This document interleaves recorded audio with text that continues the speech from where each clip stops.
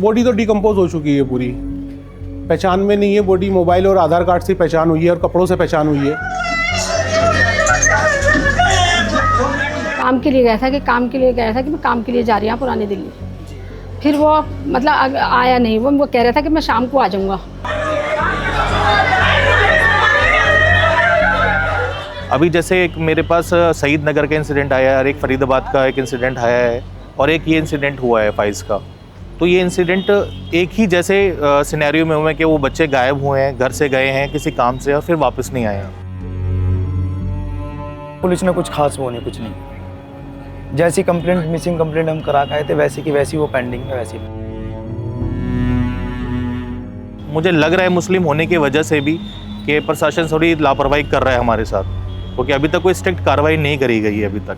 ये 7 तारीख में करीबन रात में 11:30 बजे घर से बिना बताए चले गए थे। तो रमज़ानों का टाइम था, आजकल नाइट आउट बच्चे करते हैं, तो हो सकता है सहरी तक वापस आ जाए। सर रात में तकरीबन 11:30 बजे घर वालों को बिना बताए चले गए, सुबह सहरी तक वापस नहीं आए। कांटेक्ट वगैरह इनसे हुआ नहीं। आपस में रिश्तेदारों वगैरह में, रिलेटिव्स में हमने सब में कांटेक्ट किया, पता करा। इनसे 1-2 बार फ़ोन पे बात हुई है। इन्होंने बताया मैं फला जगह पर हूँ, उस जगह पर हूँ। 8 तारीख को 9 साढ़े 9 बजे इससे मेरी बात हुई रात को। नंबर इसका स्विच ऑफ था, मतलब 8 तारीख को ही चालू हुआ। उसके बाद मेरी बात हुई तो ये मुंबई जा रहा था, कह रहा मैं मुंबई जा रहा हूँ। फिर उसके बाद में इसके पास में मैंने इसको पूछा कि भाई और कौन साथ में है, कह रहे ये एक लड़का और है। उससे मेरी बात हुई, मैंने उसका नंबर भी लिया, उससे बात हुई। उसने बताया कि भाई ये हरिद्वार से आ रहा है और हमने इससे पूछा कि भाई रोज़ा है या क्या है, उसमें उन्होंने बात करी तो उसमें उन्होंने बताया कि भाई ये हम अभी इस टाइम मथुरा पहुंचने वाले हैं। मथुरा उस लड़के ने बताया मथुरा पहुंचने वाले। उसके बाद में अब फाइज को पता नहीं क्या लगा, वो बंदे फ्रॉड थे, वो एकदम से उसको चारों तरफ से आगे, उन्होंने 4-5 थे, वो उसको लगा कि ये फ्रॉड है, तो वो वहाँ से मथुरा उतर गया रेलवे स्टेशन पे।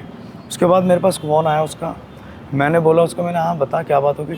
हाँ ये बंदे कैसे थे, ये क्या था, मैंने मुझे नहीं पता, ये तो ऐसे कह रहे थे कि भाई वो वडोदरा कुछ रिक्वायरमेंट कुछ बता रहे थे जॉब के लिए। कह रहे ये बंदे फ्रॉड थे और मैं घर वापस आ रहा हूँ। और उसके बाद में उसका 10 मिनट तक नंबर चालू रहा और मैंने उसको समझाया, मैंने घर वापस आ जा, ट्रेन पकड़ के मैं निज़ामुद्दीन से या न्यू दिल्ली, पुरानी दिल्ली से मैं तुम्हें वहाँ से पिकअप कर लूँगा। तो उसके बाद 10 मिनट तक इससे मेरी बात हुई। उसके बाद नंबर स्विच ऑफ, फिर सब कोई बात नहीं। वहाँ पर थाने में हम पहुँचे तो उन्होंने हमें एक आईओ प्रोवाइड कराया, कुलदीप करके है वो।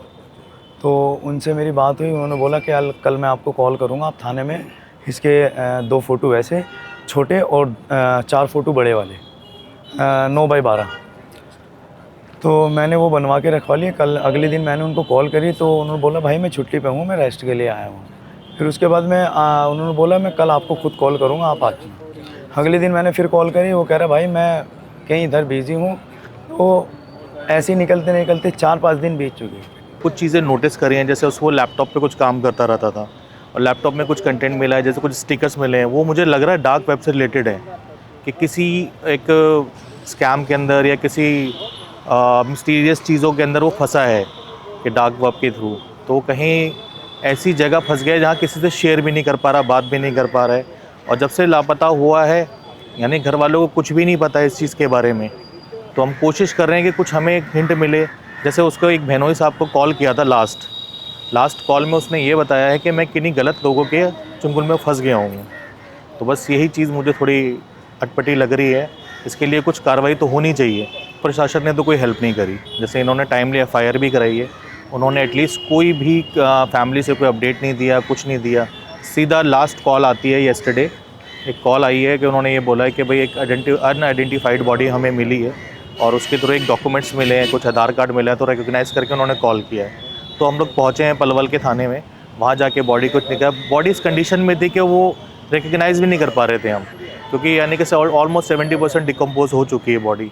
मुझे तो लग रहा है यानी कि ये इंसिडेंट बॉडी जो पानी में होगी मोर देन 7 डेज़ होगी बॉडी। तो पता नहीं वो बॉडी कब मिली है, कैसे मिली है उनको, ये चीज़ अभी पता नहीं लगी है। शक के बिना पे तो देखो कुछ भी नहीं कह सकते। अभी क्या कह सकते हैं, क्योंकि बॉडी को भी आदमी बॉडी देख के भी अंदाजा लगा सकता है, गला दबाया, मारा है, कुछ करा, कि बॉडी भी इस हालत में नहीं है कि उसको देख के कुछ बता सके।